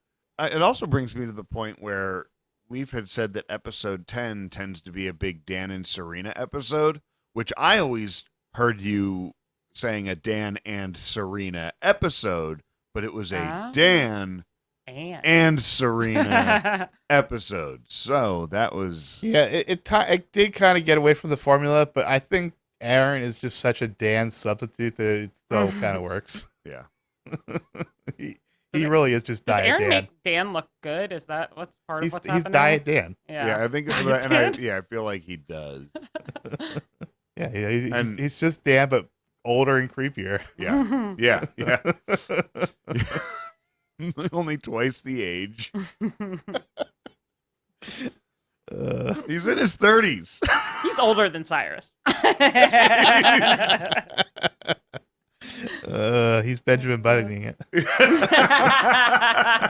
And to the Jenny thing, I completely support emancipation. Yeah, I mean, I think like it's insane how much emancipation comes up in teen dramas because it's not that easy to get.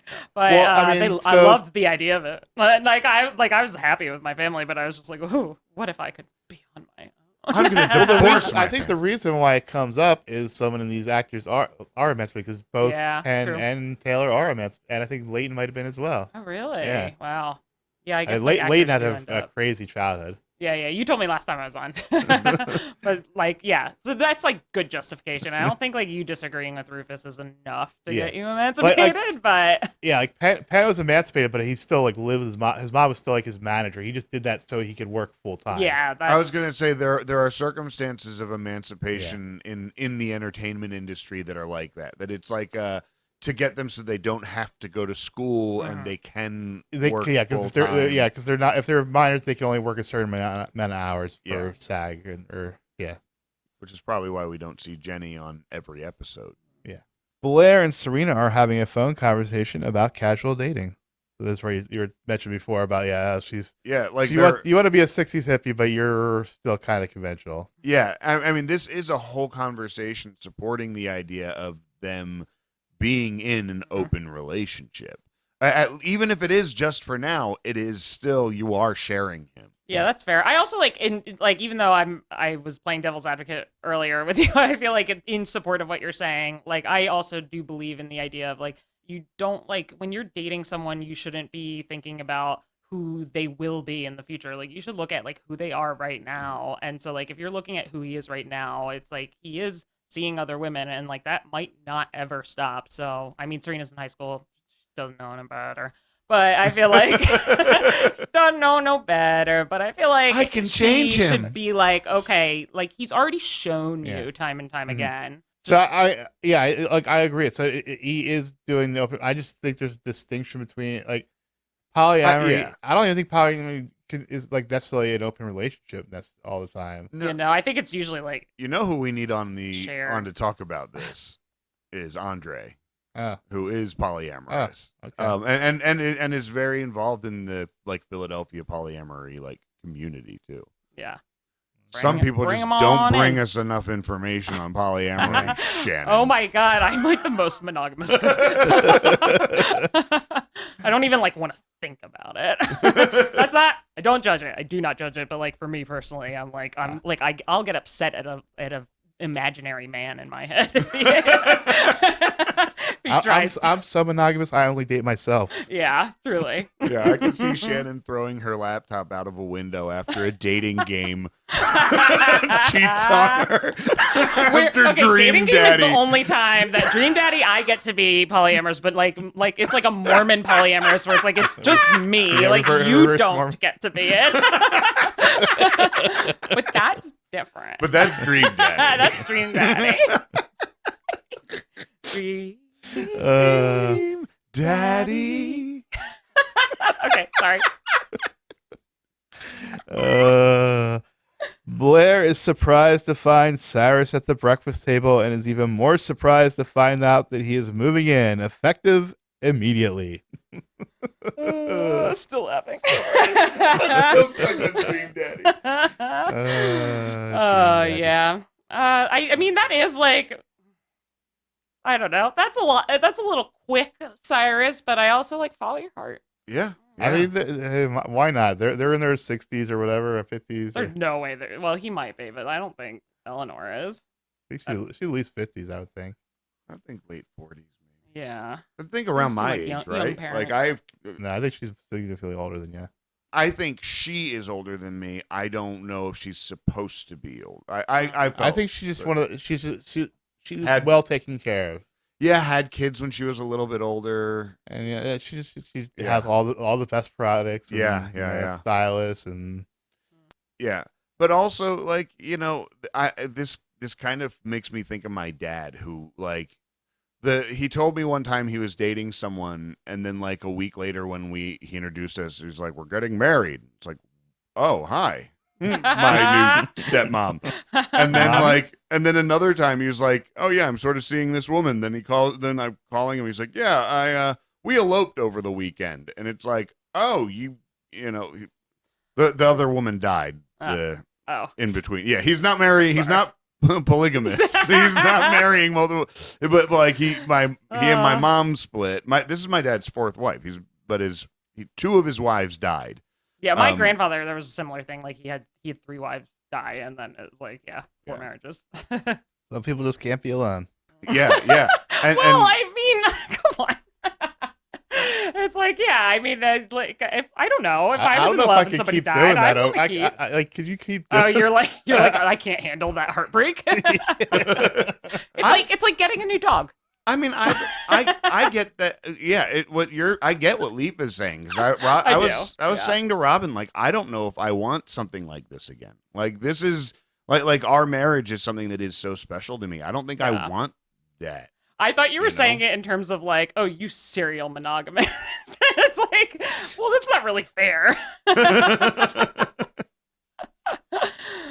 Aaron shows up for his date with Serena, who thought they had broken up.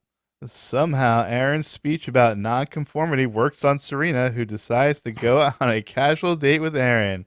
To prove just how much of a free spirit she is, Serena goes on the date wearing only a jacket and her sleeping gown. Some surprises hit you over the head like a squash racket, and others sneak up on you when you least are expecting it. And sometimes the biggest surprises are the ones you spring on yourself. Scampering about in a slip is one way to shed old skin, but will embracing free love be as easy as flinging off a pair of Fendi flats? Looks like someone's going barefoot in the park. Yeah, this one's too long, and but it like the Gossip Girl quotes in general, I think they're ridiculous. Well, the end of the episode one's always long. Yeah, this one, but this might be the only like Gossip Girl quote that I don't really like it in reference to Serena and Aaron, but I do really like the quote. Sometimes the biggest surprises are the ones you spring on yourself. I think that's like, I'm like, ooh, just like pluck that. I like it and isolated from too much Aaron. He's so creepy. Like, yeah. Like he's creepy in this scene. Like the going out in the slip. It's like, what is that? What really is it? Yeah, what is accomplishing? it? What did it accomplish? What are you proving? She just wants to prove how much of a free spirit she is. Yeah, but I do kind of like the way she says no, but and then I was like, but why? But why? It's because I mean, yeah. She doesn't like to admit it, but she is just as concerned about image as Lily is. But it's just she wants a different image than Lily has. Yeah. She might be like even not really, because it's not like she's putting these other women down that he's dating, but she might be like kind of like leaning towards like pick me type of girl. Where it's like I'm gonna like look at me, I'm the free spirit. Like I bet all those other bitches you date are up. Yeah, I kind of felt I kind of felt that too, but it was also still like why? Like there are 100 things that she could have worn. Yeah, I think the reason is like his speech is like, oh, like I know you grew up on the Upper East Side, but like, do you really want that life? Like, I want to do what I want to do, and then she's like, oh yeah, you're right, I am that kind of person. Let me prove it now by going out in my sleep. Yeah, but Blake Lively hadn't shown her quota for skin this episode. It's in her contract. But that is Female power. I mean, she paid good money for them. Might as well show them off. So that was our episode. Steve, any predictions? Oh my God! Like this Aaron thing is gonna eventually blow up. It is not sustainable. They're not going to get married again? And at the wedding, someone would come up and kiss Aaron and be like, "Oh hi," and he'd be like, "Oh yeah, Serena, I'll catch up with you later," and like walk off. Oh yeah, this is who we are now. Oh yeah, I have my second wedding now. Yeah. Oh, I've got another wedding to go to. I thought weddings I got were our another thing. wedding at 3:00. Weddings. I thought weddings were our thing.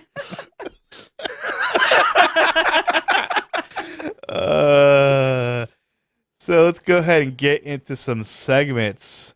We hopped into the Wayback Machine to go visit This Week in Fandom. The Television Without Pity thread was missing. It was lost to the ether, so I went over to Fan Forum. And they did not like the episode. It was not great overall. It was kind of boring. Sad about no Nate.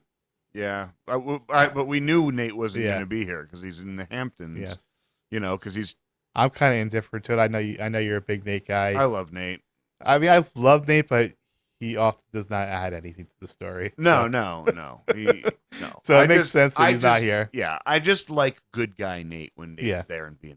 And right now, I really feel bad for Jenny Nate. could have used some rescuing this week. Right, Jenny could really. Oh, like, I'm glad I didn't come on a Nate and Jenny episode. Oh, tell us your feelings about Nate and Jenny. that was last week. Or- Yeah, that was. Yeah, that would have been either the week, like The last episodes two 8 episodes, and 9 yeah. is when he's like, Mhm. like I just like I get like I kind of like somebody being like attracted to her pursuing this like art in the way that she is and like doing the gorilla thing and like having like I do like that like piquing somebody's interest. It just shouldn't be Nate's.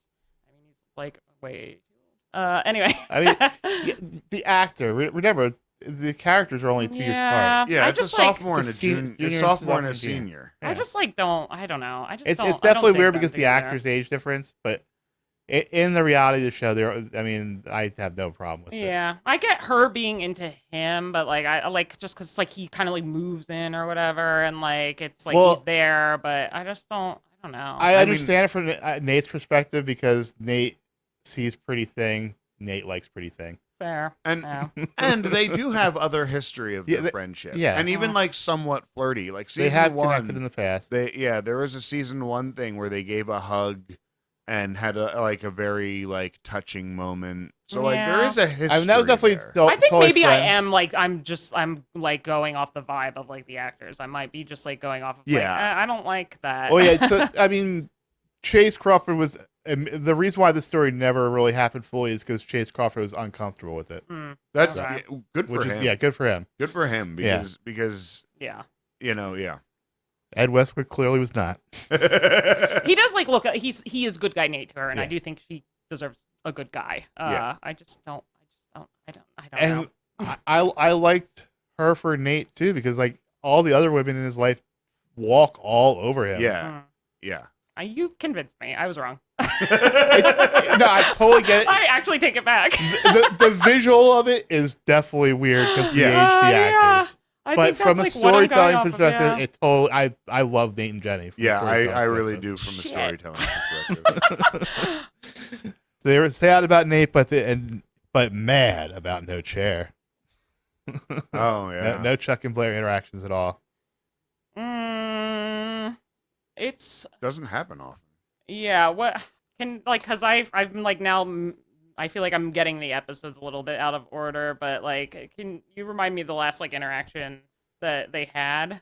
So that I don't So in spoil? episode 7, Blair because the whole thing was with Dan and Blair, and like Dan was like giving her advice, and like she was gonna tell him that Okay. she loves him. Yeah. Good. That's what I wanted to put. That is like the moment for me, that episode and like that scene when she doesn't say it and like they blame Dan for it. Like that's the moment where like I stop being like a chair shipper because it's like this ain't love. Like Yeah. this isn't how you express love to No. one another. Like he's not good.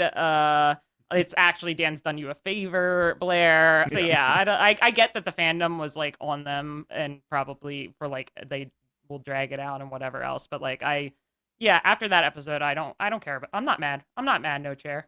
And also, I mean, like, there were definitely fans at this point in the forums saying, "Yeah, this is getting boring. Yep. This is going to be, another. What did they compare?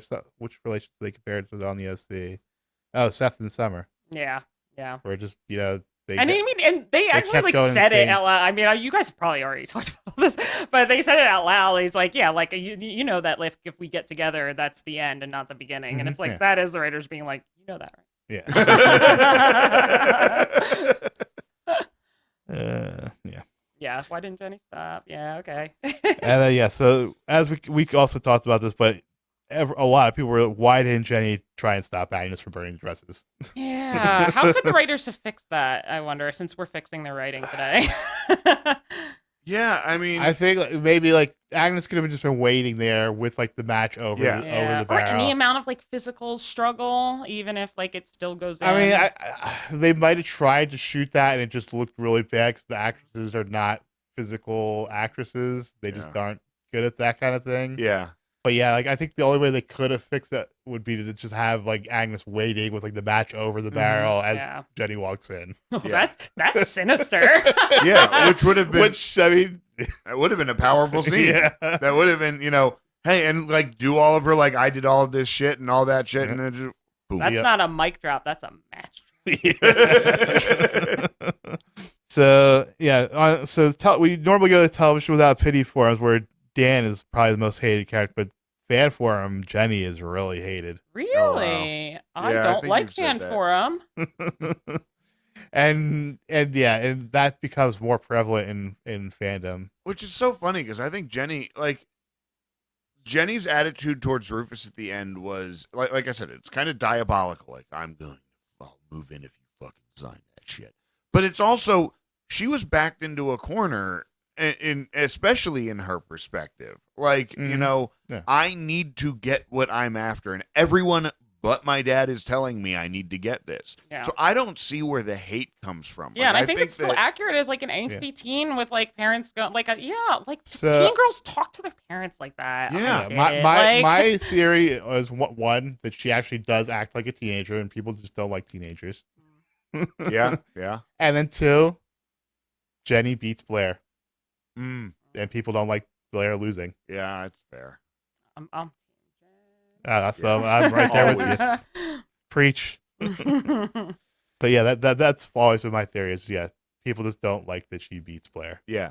And I think the other one is also true. The fact that she plays a teenager so fucking Yeah. perfectly. Yeah. Because like I love I have 3 teenagers and like I've worked with teenagers throughout my entire career and I love the kids that I've worked with. But I was about to say I love teenagers and didn't want it to come out like no, I love teenagers. Like that's Not enough. Dangerous my. catchphrase.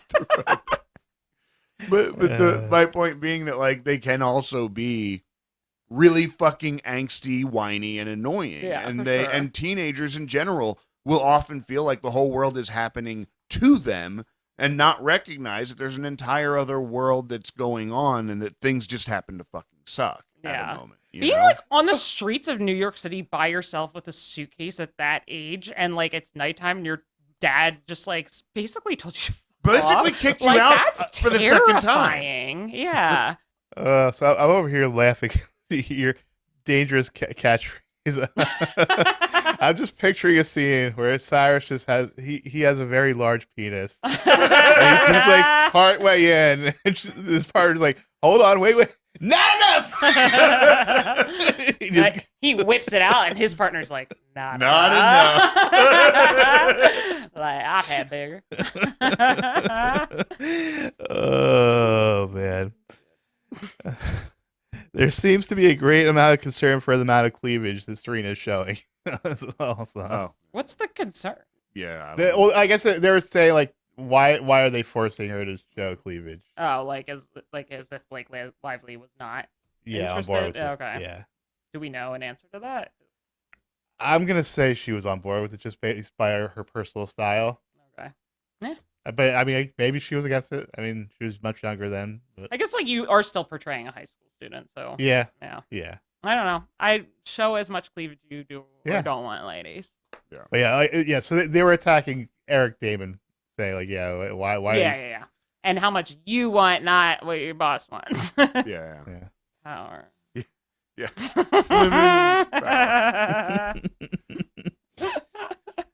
Moving on to episode grades. Okay.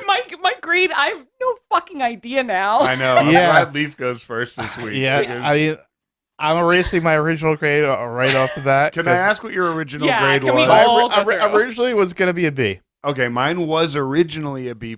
Mine originally was a B. Okay, but no, it is not. No. So, like we said, the directing was not bad. It's not good. So that's like a C Mhm. directing. The acting, again, there were some good moments. There were good moments from the great actors. and some average moments. So I'll give that a B+ on the acting. The A storyline, which I'm gonna say was the Jenny storyline, I mostly like, other than the few lazy bits about it. But the B storyline with Blair was kind of boring. And then the C storyline is the one I would have liked to see more of. The Dan, Chuck, and Bart stuff. Yeah. And that, because that was really like murder and Yeah, arson yeah. and insurance fraud. That's exciting. This one also had a D storyline too, because there was the Serena Aaron storyline as well. Yeah. I feel like that took so much time. Yeah. Dude, like I feel like that was their tried. Yeah. I guess that's A probably the C storyline, and the Dan storyline is like the D storyline. Crazy. Or I would actually flip the Blair storyline to be the D storyline. The like Okay, but like as if I was writing it, but I think the way they were, it was the B storyline, because like that was the party of the week, was her birthday party. Oh yeah, you're right. That is the party of the week. as we're talking about this, I feel like we should, instead of referring to characters by name, refer to them by letter, like the show. So, like, the B storyline is the A storyline. Oh, yeah. So, ultimately, I'm going to land at a C. Just a straight C, Yeah. drop the whole letter. Yes. Okay, hold on, I'm thinking. Okay, so am I next? Yes, you're up next.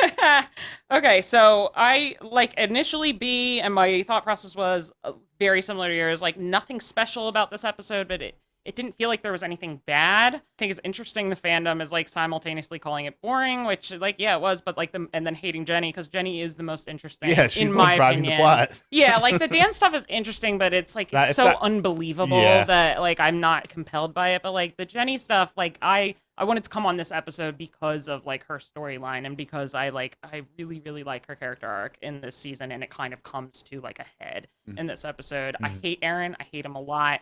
He's in this episode a lot. So like but now can I just give it like pass fail? Like it passed. Like I feel like I'm. Well, I mean, yeah. It's like I'll give it a pass. I'm just going to call that a C then. It's a C. I mean, that's well, and But yeah, I wish I could It's straight down the middle, divide. I yeah. wish I could divide the episode into like the parts that I like about it are solid. Like I think Jenny's story is like A, other than Agnes, like very sudden switch, and then I think the acting is decent, other than like the lack of a tussle for the dresses, and then if I could, but then the rest of the writing, it's a C. I give it a C. I'm convinced. You convinced me again. Right down the middle. yeah, I came into it at a B+ because my initial knee jerk of watching it is Exciting episode. Yeah. There's stuff that happens that I really liked. I really liked Bart's interaction with Chuck at the end, and I'm a sucker for a good ending. Like, if you can give me a good enough ending to something, I'll forget how terrible the rest of it is. Phantom Menace. Like, that's why I saw it so many times in the theater when it came out, because like the ending battles are so fucking cool. Anyway, but like, you know, I really liked how certain things tied up. I love Wallace Shawn. Like, he's a national treasure, and I loved him in it. And so it brings me to kind of like what Leif was doing with his. Did you know he was coming up? No idea. Nice, I was completely blindsided, and it was fantastic. I was so happy to be blindsided by it. It was like, what was your reaction? Not enough. Not enough. No, I actually I actually turned to Robin and was like, that's Wallace Shawn. That's who Preston and Steve were just talking about. So it's not even necessarily a great reaction for him. And actually, no, I'm wrong. The very first word I said, inconceivable. The very first word I said when I saw him was inconceivable. So I want to start with like the writing.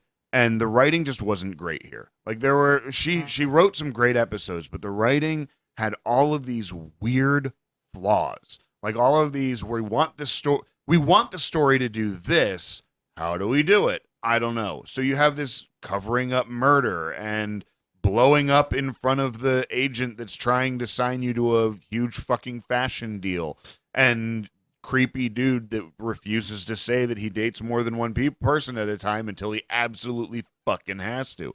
So you have all of these like really weird things despite there being cool outcomes. And then when you talk about the directing, like when I think of the directing, I always think of the performances a director gets out of someone. And when we talk about the good acting in this episode, where do we get the good acting? We get it from Leighton Meester. We get it from Margaret Collins. We get it from Wallace Shawn. We get it from Taylor Momsen. We get it from the four people, from those three, you know, the three cast members. They are always spectacular. They are always the best actors on the show. So there were no spectacular performances except maybe I think the best directed scene was Bart and Chuck at the end. That was that was a beautiful performance. That was beautifully directed. But I dropped a grade and a half. I went to a C as well, across the board. It's like a C that I'm. Or in the hand-holding club. Yeah. It had so much potential, so much going on for it that I do enjoy from this episode. Yeah. The writing really sunk it. Yeah, I agree. Cut out all the Aaron stuff and flesh out the Dan and Chuck stuff so it's more believable. Yeah. Yep. Which it's also interesting because they usually only do 3 storylines. Because we were talking about this a couple episodes ago. Someone who had never seen Gossip Girl was on, and he was like, I was amazed that they had these 3 stories going all at the same time, and every one of them came to a conclusion. And every one of them had a rising action, a climax, and an epilogue, and a denouement. And like, and he's right. And then I really realized, like, that's the trademark of this show. They do that all the time. And that's Josh Schwartz in general, I think. He does that in all his shows. Yeah, and it's great storytelling. Like, it is probably the thing that makes this show that engaging. It's great, but it also leads to burnout. Yeah. Sure. And especially they churn through stories too fast. And that's another trademark of Josh Schwartz shows. Oh, is it? Well, that, you know what? That makes a lot of sense. But also they kind of run through because they run through all these stories in like 3 episodes because of the rule of 3, you know? And does that mean, are they going to be done with Aaron soon? We can only hope. The next episode is Aaron's 4th, so we should be right 4 or is it 3? I don't know. Well, so we got 3 episodes of him doing the same thing. Now he can just do something else. Now it is interesting that like this, like the critique that maybe there's so much going on in this episode that it felt like there was like nothing going on. Like I'm trying to wrap my head around that. Yeah. So moving into Stock Watch. So going up, I had Dan because in the context of the show, he did the right thing, and he's super master manipulator and got whatever he wanted all episode long. So he went up, even though I hated him. Aaron went up because he's getting all these good-looking women and they're falling for his every line. So sure, why not? Cyrus because he out-schemed Blair and he's in a new relationship that he seems to be enjoying. Eleanor for the same reason. She's got a new beau and seems to be really happy about it. So Eleanor goes up. And Chuck because he got to have a nice moment with his daddy. Mm-hmm. Yep.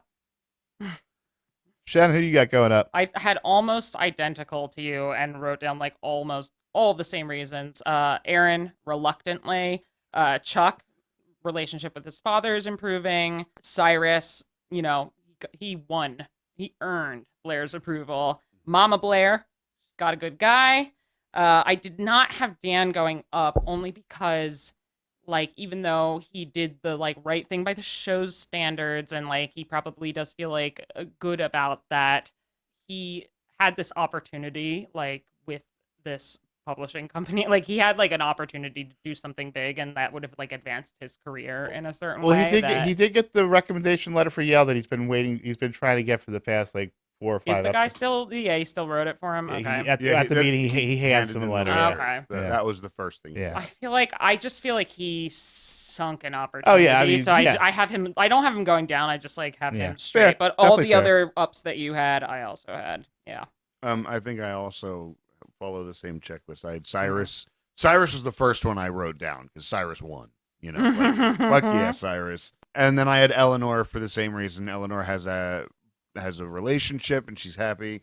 I had Aaron reluctantly going up because Aaron is fucking winning. He got what he want. Yeah. And then I had Chuck and Bart going up because Chuck reestablishing with Bart, and then also Bart getting away with literal fucking murder. And then I also had Blair going up because of, I did feel like by the end with Blair and her relationship with Cyrus that, like, I felt like she went up in the end by helping him out.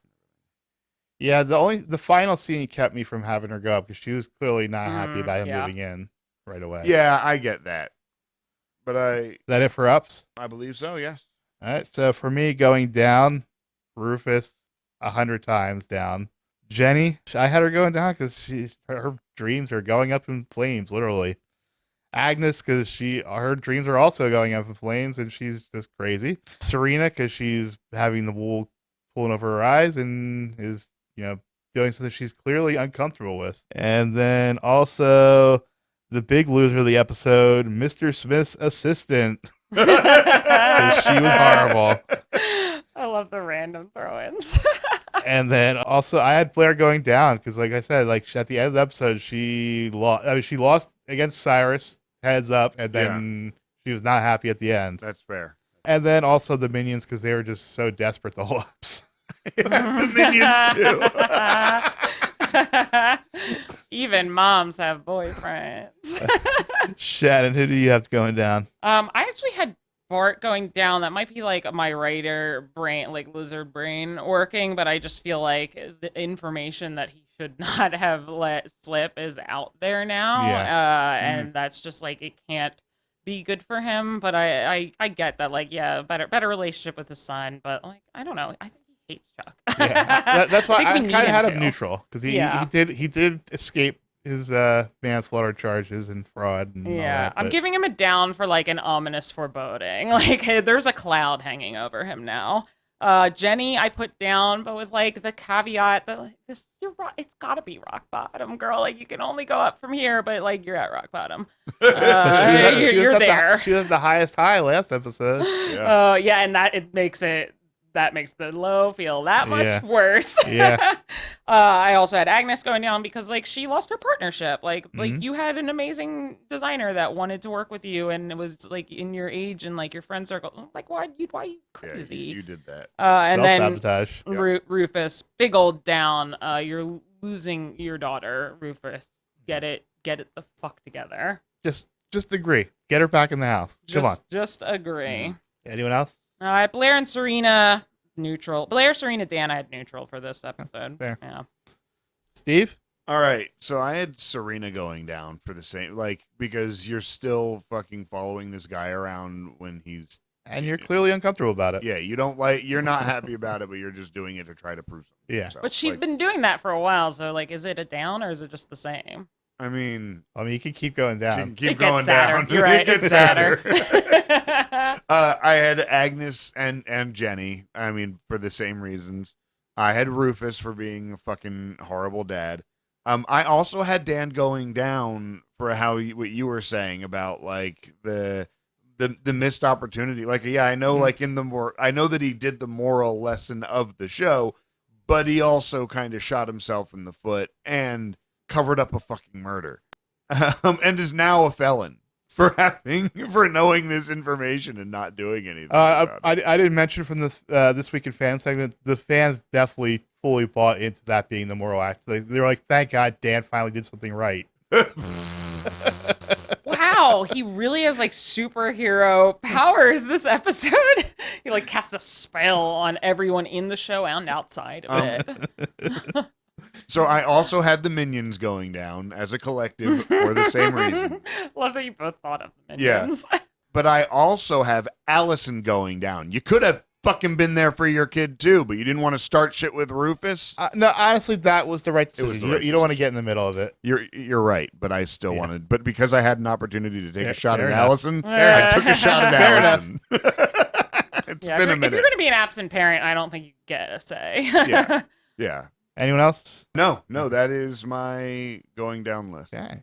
Moving on to the best outfit. So I want to give some honor mention to, it's not my winner, but Bart had some very nice, he had like 3 or 4 good suits in this episode. Yeah. But ultimately, it's going to go to Blair's outfit from the epilogue. It's an Alice and Olivia trellis printed belted dress. I thought it was like very poison ivy coated. Oh, okay. It Yeah. had that like sickly venomous green color, Yeah. and like the black tights, the black. She was dressed great the whole Yeah. episode, but yeah. She also had a very nice Marc Jacobs dress, the like a houndstooth dress, the pinkish one, the magenta. I liked that one too. Yeah. Yeah. So what is your favorite outfit? So I felt like there was a correct answer, and it wasn't the dress you mentioned, but it was Blair, and it was her birthday outfit. That was insane. Like, it's not something I would ever wear or could pull off, but like for the kind of theme that they maybe had going, it looked like some people were kind of Gatsby dressed. I don't know what the theme was, but like she like looked outstanding with the open back and like the deep V, and her hair was like really well done as well. Did want to give a special shout out to, I actually really liked Serena's shirt during her photo shoot. Though it's like a sequin baseball tunic. Like it's like got the sleeves like a baseball tee, but it just like looked interesting. I've never seen a tunic like that. And I like Jenny's like punk ass makeup. I like her look. I know she's had it for a few episodes, but I'm on this one. So, but yeah, I think Blair's outfit was just like I looked did phenomenal. really like that, but as we've mentioned in the past, I'm just not a fan of white clothes. Yeah. It's grayish. It's like almost like a brownish grayish. That was whiter than a lot of clothes they were wearing at the white party. Yeah, there's a lot of I might white be on it. misremembering. I just like remember the cut of it and like how she looked in it. I also thought she looked sexy as hell in her bathrobe, like that black robe when she's Oh, like yeah, talking to her yeah. mom in the mirror. I'm like, if you were talking to Chuck right now, I'd be turned on. Riddle me that. I don't know. That's mine. That's definitely white. It's like I don't agree. It's like a cream. It's like It's a a cream. shimmer. It's a shimmery. It's silk. That's why. Yeah, I'll just say, oh my, oh hell yes. I also wrote down Blair's party dress. So I'm right there with you. I loved it, but I mean, there's white. That's white, Shannon. Like Cream. that. Okay, but yeah, I loved that dress too, and I was like, just I had like a couple of like the outfits this episode were really good, and I had a couple in mind. And then as soon as she walked out, I was like, well, there's the correct. Yeah, answer. I really like the cut. I just didn't like the color. yeah, that's fair. Yeah, because you're right. This was a great. The this cut was was a great what episode. like I would never pull that off, and like that cut is so impressive on her. I don't know, it looked great. So yeah, Stevie already gave yours. So that is it for some segments. Shannon, thank you once again for joining us. Thank Thank you. Do you have anything you would like to plug? Still as boring as always. Okay. No, I don't really. I want to plug this show, so that doesn't really it doesn't work. Tell people about this show. That's my Yeah. plug. Maybe we'll have a Patreon soon. And Dad, Yeah. thank you for listening to me talk about like inappropriate things. What Love you. Steve, you have were the things that you were? I didn't realize Shannon's dad was going to be listening. Let's take this opportunity. Steve, you got anything to plug this week? If you are in the Lock Haven area around August 19th, or 18th and 19th, or 19th and 20th. Yeah, that's gonna be this is gonna air on October 21st. Hey, this past weekend I played a gig up in Lock Haven. So Awesome. awesome. Woo! Hope you were there. nothing from me this week, so we'll just mention the socials. You can find me on Instagram at Hot Capicola. You can find the podcast on Instagram, Threads, and TikTok at Non-Judging Breakfast Pod, and on Twitter/X at NJBpod. You can also find links to our Discord server and Reddit on our website, nonjudgingbreakfastpod.com. You can also find my socials. I am steve.marchon on pretty much everything. Marchion. Doesn't sound how it's spelled. And if you want to reach out and get in touch with the podcast, we'd love to hear from you. You can send us an email at nonjudgingbreakfastpod@gmail.com. We'd love to hear your thoughts, discuss them here on the show, and let us know what you think. Also, while you're listening, take a second to leave us a comment, like us, subscribe to us, and keep on telling your friends that you're listening to this great pod that's talking about Gossip Girl. And we will be back next week to continue to talk about Gossip Girl for Season 2, Episode 11, The Magnificent Archibalds. The Max episode description reads, "It's Thanksgiving and everyone's battling." Oh, Holiday boy. episode. Holiday episode. Yay. And Nate's back, apparently, because Yeah. he is the title of the episode. Yeah. You guys should prepare a Thanksgiving feast, like what that you're eating. That while we you're just- yeah. But yes, come back next time. You know you love us. XOXO.